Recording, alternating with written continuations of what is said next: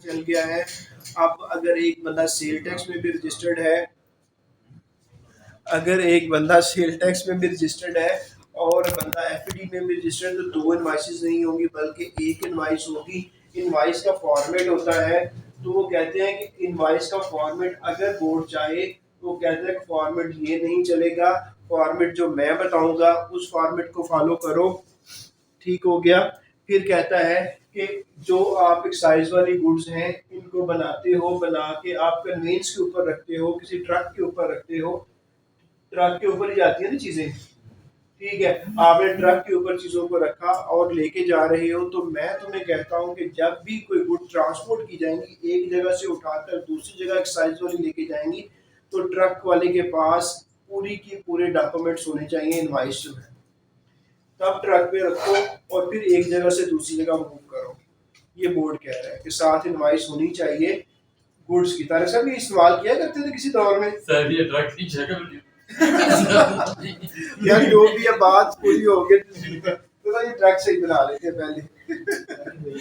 ये मैं लिख देता हूँ, ये ट्रक है। अब ठीक है जी, तो ये तो बन गई है। ठीक है, तो ये ट्रक है जी, तो ट्रक को आप जब भी लेके जाओगे इसके ऊपर एक चीज रखोगे, इनवाइस। तारिक साहब आप बड़ा मजाक उड़ाते हैं।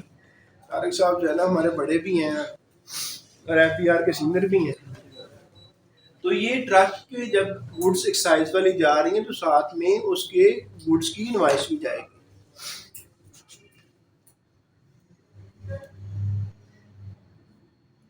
फिर वो कहता है कि बोर्ड जो है ना, बोर्ड आप पर्चियां लिख लिख के इनवाइसें बना रहे हो, पर्चियां लिख लिख के इनवाइसें बना रहे हैं, बोर्ड कह देगा कि ये इनवाइस इलेक्ट्रॉनिकली इश्यू होगी। बोर्ड क्या कहेगा? इनवाइस इलेक्ट्रॉनिकली होगी कुछ लोगों को। यार कहा नहीं हुआ कुछ लोगों को कि पॉइंट ऑफ सेल इंस्टॉल करो, ये करो, वो करो, जब भी पर्ची निकालो तो इलेक्ट्रॉनिक रजिस्टर से निकालो। तो यही कह रहा है कि बोर्ड के पास पावर है कि वो कह सकता है कि इनवाइस जब भी फलां बंदा इशू करेगा, जैसे टेक्सटाइल सेक्टर वाले जब भी इनवाइस इशू करेंगे वो किससे करेंगे? इलेक्ट्रॉनिकली रजिस्टर से करेंगे, इलेक्ट्रॉनिकली प्रिंट करा के वो उस तरह कर रहे होंगे, ना कि बैठ के लिखते रहेंगे। तो इसमें ना जो चीज़ें सामने आई हैं वो ये आई हैं कि हर ट्रांजैक्शन की इनवाइस बनेगी, इनवाइस सीरियली नंबर बनेगी, इनवाइस जब बनाई जाएगी तो उसमें ये सारी चीज़ें होंगी। ठीक हो गया। फिर इनवाइस जो है बोर्ड के पास इख्तियार है कि इनवाइस को मॉडिफाई कर दे कि ये पैटर्न नहीं चलेगा, इस तरह करके इनवाइस बनाया करो। फिर बोर्ड ने ये कहा कि जब भी कुछ गुड्स हैं उनको जब भी ट्रक पे या किसी भी कन्वेंस के ऊपर रख कर एक जगह से दूसरी जगह लेके जाया जाएगा तो उनके साथ इनवाइस का होना जरूरी है। फिर बोर्ड ने ही कहा कि हम कहते हैं कि कुछ लोगों को, कुछ क्लास ऑफ पीपल को, कि आप जब भी इनवाइस इशू करोगे तो आप इलेक्ट्रॉनिकली इशू करोगे, बगैर इलेक्ट्रॉनिक इनवाइस तारिक साहब नहीं होगी। तो ये इनवाइस था। फिर आ जाता है सेक्शन 19, ये है offences, penalties, fines and allied matters. तो ये इसका ना टाइटल आपने जरूर याद करना है। पेनल्टियां जो हैं वो आप मुझे बताओ कि इनकम टैक्स ऑर्डिनेंस में कहाँ लगती हैं? आईटीओ में पेनल्टी किस सेक्शन में लगती है? सेल टैक्स एक्ट में पेनल्टी किस सेक्शन में लगती है? और फेडरल एक्साइज ड्यूटी में पेनल्टी किस सेक्शन में लगती है? तो ये तो अभी हमारे सामने है कि 19 लिखा हुआ है। इनकम टैक्स ऑर्डिनेंस में 182 में पेनल्टी लगती है और सेल टैक्स एक्ट में 33। तो पेनल्टी वाले सेक्शन आपने सारे के सारे याद करने, चाहे वो इनकम टैक्स में हो। इवन कि ये हमारे सिलेबस में नहीं है लेकिन आपने पेनल्टी को याद करना है, ये याद करना है और ये याद करना है। अब पेनल्टी मैं एक दो पेनल्टी बता देता हूँ, बाकी पेनल्टियाँ आप लोगों ने पढ़नी है। पेनल्टी क्या है? पेनल्टी यार इसलिए लगती है कि आपने जो कंप्लायंस ऑफ लॉ है वो नहीं की। जैसे आप क्या करते हो, आप मोटरसाइकिल पे चले जाओ, यहाँ पे सिग्नल को ब्रेक करो आप, तो वार्डन पकड़ के आपको क्या करता है? चालान काटता है। तो कानून बना हुआ है कि जो भी रोड पे मोटरसाइकिल वाला चलेगा वो हेलमेट पहनेगा, आपने हेलमेट नहीं पहना तो आप फिर वो रोक के चालान काटेगा तो पेनल्टी लग रही है ना आप पे। अच्छा, दोस्तों में बैठे होते हैं तो बंदा गलत बात कह देता है तो वो क्या कहते हैं कि पेनल्टी लगेगी, ये नॉर्मल सी बात है। अच्छा, लेकिन यहाँ पे सेल टैक्स या फेडरल एक्साइज ड्यूटी में ये है कि आपने रिटर्न फाइल करनी है 15 तारीख तक। आप नहीं करोगे तो आपने क्या किया, लॉ को ब्रेक किया, कंप्लाइंस ऑफ लॉ नहीं किया आपने, तो फिर क्या लगेगा, पेनल्टी लगेगी। आपने टैक्स पे करना था, आपने पे नहीं किया, क्या लगेगा, पेनल्टी लगेगी। अब ये 2-3 मैं बता देता हूँ, बाकी फिर आपने पेनल्टियां पढ़नी है कि क्या होगा। अच्छा, आपने रिटर्न फाइल करनी थी, सही, तो फिर क्या होगा, फिर ये होगा कि आप फेल हो गए रिटर्न फाइल करने से। तो जब आप फेल हो जाएंगे रिटर्न फाइल करने से, रिटर्न फाइल करनी थी, रिटर्न फाइल नहीं की, तो जुर्माना कितना होगा, पेनल्टी कितनी होगी, 5,000 रुपये।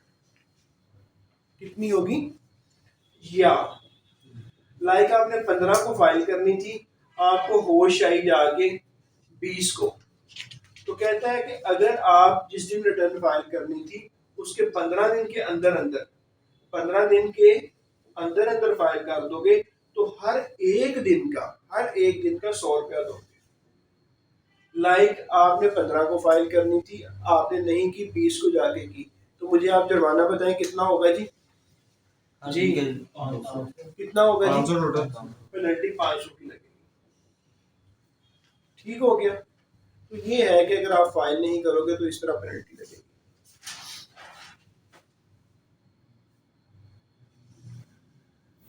अच्छा, फिर वो कहता है कि देखो आप पे लाजम था कि आप टैक्स पे करें, तो सेल टैक्स की तो पेनल्टी चेंज हो चुकी थी है। नहीं ये लिखा हुआ है इस वक्त, ये लिखा हुआ है। अच्छा, फिर क्या होता है कि आपने पेमेंट ऑफ टैक्स करना था, आपने टैक्स पे नहीं किया, तो फिर क्या पेनल्टी लगेगी, 10,000 लगेगी, या 5% ऑफ टैक्स इन्वॉल्व, इन दोनों में से जो ज्यादा होगा वो वाली पेनल्टी लग जाएगी। तो आप काइंडली जो सेक्शन 19 है इसकी पेनल्टीज को आप पढ़िएगा कि अगर ऐसा होगा, अगर हेलमेट नहीं पहनोगे तो पेनल्टी कितनी लगेगी, रिटर्न नहीं फाइल करोगे तो पेनल्टी कितनी लगेगी, कैश नहीं जमा करो, टैक्स नहीं पे करोगे तो कितनी पेनल्टी लगेगी। नहीं नहीं नहीं, आगे तो इम्पोर्टेंट आगे 19A बताओ इन सबको। Proceedings against authority and persons. हाँ यार, ये ना ये बड़ा ही डेंजरस है, ये बहुत ही डेंजरस है तारिक साहब, आपको पता नहीं कि डेंजरस है। 19A proceeding against Authority and persons. हाँ, तो ये देखो ये 19A क्या है, प्रोसीडिंग्स, ये कार्रवाई होने लगी है किसके खिलाफ, अथॉरिटीज के खिलाफ। अथॉरिटियां कौन है फेडरल एक्साइज ड्यूटी पे, चले वापस आए क्लास में जी, proceeding against authorities and person. अब ये प्लीज देखें, ये कार्रवाई हो रही है, प्रोसीडिंग्स हो रही है, किसके खिलाफ हो रही है, अथॉरिटी। अथॉरिटी सेक्शन कौन सा था, 29 था फेडरल एक्साइज ड्यूटी का। तो फेडरल एक्साइज ड्यूटी में अथॉरिटियां लिखी हुई हैं, commissioner inland revenue, additional commissioner, chief commissioner और नीचे वाले अफसर, उनके खिलाफ प्रोसीडिंग्स हो रही है। उनके खिलाफ जो है वो कार्रवाई शुरू हो गई है। क्यों हुई है, क्योंकि उन्होंने जानते हुए, नोइंगली और डिसऑनेस्टली, जानते हुए उन्होंने किसी को फायदा पहुंचाया जो किसी को फायदा नहीं बनता था। आपने किसी का टैक्स जो है ना उसको छोड़ दिया होगा, आपको पता था लेकिन फिर भी आपने छोड़ दिया है। अगर ऐसी चीज होगी तो जो अथॉरिटी जो छोड़ रही होगी उसके खिलाफ प्रोसीडिंग्स होगी, और प्रोसीडिंग्स कौन सी होंगी, क्रिमिनल, आप क्रिमिनल ऑफेंस किया, आपने क्रिमिनल प्रोसीडिंग स्टार्ट हो। अच्छा, इसलिए मैं कह रहा था ये डेंजरस है कि जो अथॉरिटियां हैं, अथॉरिटियों के नीचे इवन पे जो सबॉर्डिनेट काम कर रहे हैं, उनको भी कहा जा रहा है कि अगर आप जो गलत काम करेंगे, किसी को फायदा पहुंचाएंगे, गवर्नमेंट का नुकसान करेंगे, तो आपके खिलाफ प्रोसीडिंग्स होंगी, और प्रोसीडिंग्स कौन सी वाली होंगी? क्रिमिनल प्रोसीडिंग्स होंगी। तो ये वर्ड जो है, wilfully and deliberately, wilfully and, ठीक है, आप विलिंग थे ये काम करने के लिए और जानबूझकर आपने फायदा पहुंचा दिया, जिसका टैक्स बनता था उसका टैक्स छोड़ दिया, तो आपके खिलाफ फिर क्रिमिनल प्रोसीडिंग्स होंगी। और क्रिमिनल प्रोसीडिंग करके अदारा सिर्फ खुद नहीं करेगा, बल्कि जो कि अदारे मजाज हैं ये काम करने के, जैसे जो FIA है और इस तरह के दूसरे अदारे हैं, उनको भी इन्फॉर्म किया जाएगा कि हमारा बंदा क्रिमिनल एक्टिविटी में इन्वॉल्व है, तुम भी आके कर लो इंक्वायरी। ठीक हो गया। सिर्फ ये खुद FBR नहीं करेगा, बल्कि FBR जो अदारे हैं जिनको गवर्नमेंट ने कहा कि तुमने करने ही इंक्वायरियां हैं, उनको भी बताया जाएगा कि आज जो बंदा पकड़ा है तुम भी पूछ लो। हाँ जी, उनको इंटीमेट किया जाएगा। और इंटीमेट कौन करेगा? बोर्ड बताएगा कि हमारे बंदे ने विलफुली और डेलिबरेटली, ठीक है। अब मैं यहाँ बताते जाऊँ कि मेरे एक डिप्टी कमिश्नर थे, तो वो उन्होंने मुझे कहा, कहते यार हमारा अदारा बड़ा अच्छा FBR जो है, कहता है कुछ सारा कुछ भी हो जाए, टेबल पे चीज पकड़ी भी जाए, मैक्सिमम क्या होता है तारिक साहब? डिसमिस नहीं होते, मैक्सिमम यही होता है कि एक यूनिट से निकाल कर दूसरी यूनिट में भेज दिया जाता है। एक आध बेचारा हो गया होगा, ठीक है, लेकिन मैक्सिमम यही होता है कि इस, हाँ, जिसकी बेचारे की पहुंच ना हो, तो उसके फिर काम ही बहुत बड़े होंगे ना।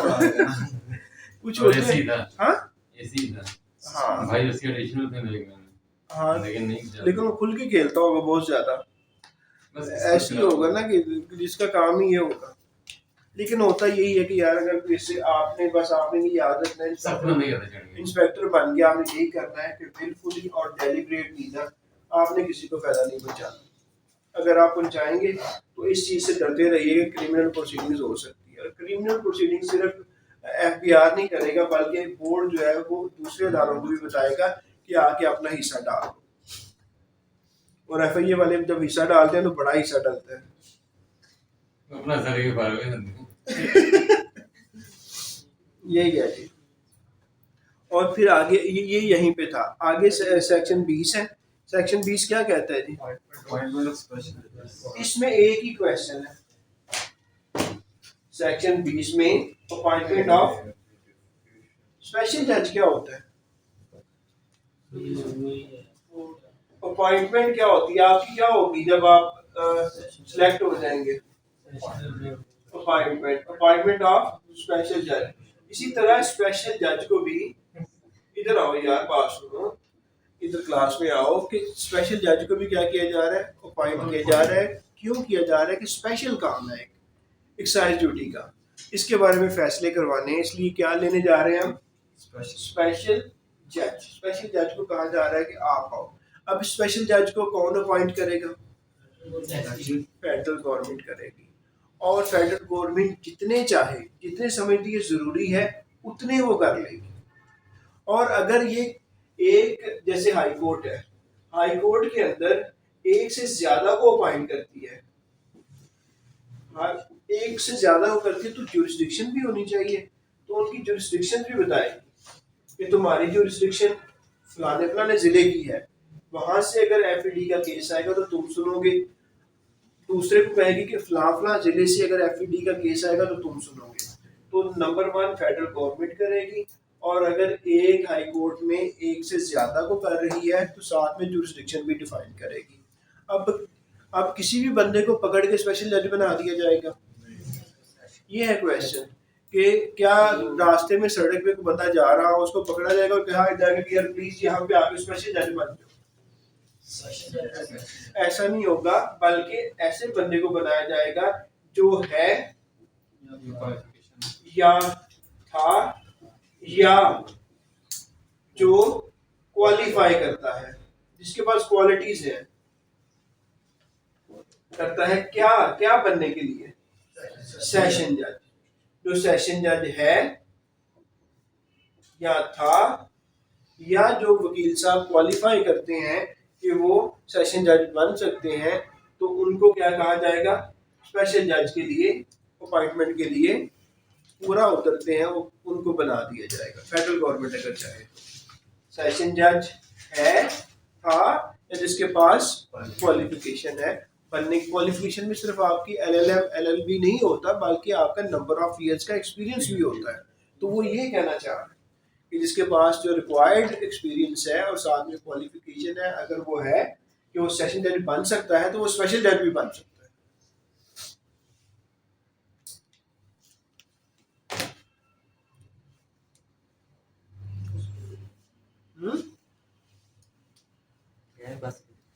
चले चले 9:15 हो गए। आप लोगों की रिक्वेस्ट भी है और ये स्टूडेंट भी रिक्वेस्ट कर रहे हैं, तो हम डिसकंटिन्यू करते हैं और सुबह इंशाल्लाह जो ट्रायल होगा ऑफ ऑफेंस बाय स्पेशल जज, उस पर हम आ जाएंगे। ठीक है। और ये कदरे इजी भी है, देखिए इसमें इतनी मुश्किलात नहीं है। जैसे इसमें देखें कि स्पेशल जज में क्या है, स्पेशल जज जो है था जिसमें वाइस क्वालिटी है, वो बढ़ जाती है। ये छोटी छोटी चीज़ें हैं। तो इंशाल्लाह सी यू टुमारो जी, सुबह आप 7:20 पे आ जाइएगा, 7:20 में। ठीक है। चले इधर देखें जी, सुबह हाँ मीन 7:30 कल टुमारो एट 7:30 PM।